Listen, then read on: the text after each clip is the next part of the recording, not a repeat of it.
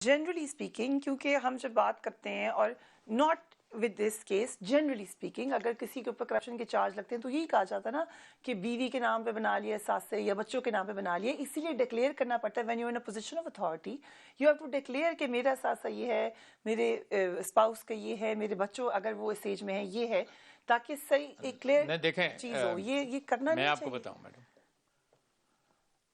جو ڈیکلریشن ہوتی ہے وہ ہوتی ہے ایک اسٹیٹمنٹ فائل کی جاتی ہے، ویلتھ اسٹیٹمنٹ. ٹھیک. جہاں تک انکم ٹیکس ہے، ہمارا انکم ٹیکس تو ایٹ سورس کٹ جاتا ہے، رائٹ. تنخواہ ہم کو بعد میں ملتی ہے، ٹیکس پہلے کٹا ہوا ہوتا ہر ہے. تنخواہ دار کے ساتھ یہی ہوتا اچھا، وہ پہلے کاٹ کے ہاتھ میں پکڑا دے لے ٹھیک. جائے. جہاں تک ویلتھ ٹیکس ہے، پہلے ویلتھ ٹیکس لگا کرتا تھا، پھر اس پہ ایک ججمنٹ آ گئی تھی اور 2000 یا 2001 میں ویلتھ ٹیکس کا جو ٹیکسز تھے نا ان کا کہ جی ڈبل ٹیکسنگ ختم کر دیا تھا. ٹھیک ہے. اب آپ کو صرف ایک سٹیٹمنٹ داخل کرنی ہے، اس میں سٹیٹمنٹ داخل کرنی ہے اپنے متعلق، کہ آپ جج صاحب ہیں صرف اپنے متعلق، کیونکہ آپ کو وہ ڈیکلریشن نہیں دینی ہے جیسے ایم این اے کو کسی کو دینی پڑتی ہے یا جیسے کسی ایم پی اے کو دینے پڑتی ہے جو الیکشن لڑنے جا رہے ہیں. ہمیں اس قسم کی کوئی ڈیکلریشن نہیں دینی پڑتی. ہمیں ڈیکلریشن اس پراپرٹی کی دینی پڑتی ہے جو کہ ہمارے ہو.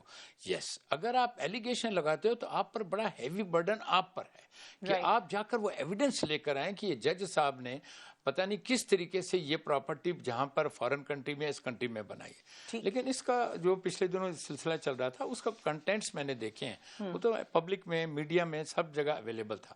اس میں ایک لفظ بھی اس قسم کا نہیں تھا. اسی طرح پہلے بھی بہت سے کیسز جو ہوئے ہیں اس میں ہم نے دیکھا ہے کہ جج صاحب کی ذات پر اگر کوئی لفظ بھی نہیں ہے تو جج صاحب مس کنڈکٹ کے زمرے میں نہیں آتے. رائٹ.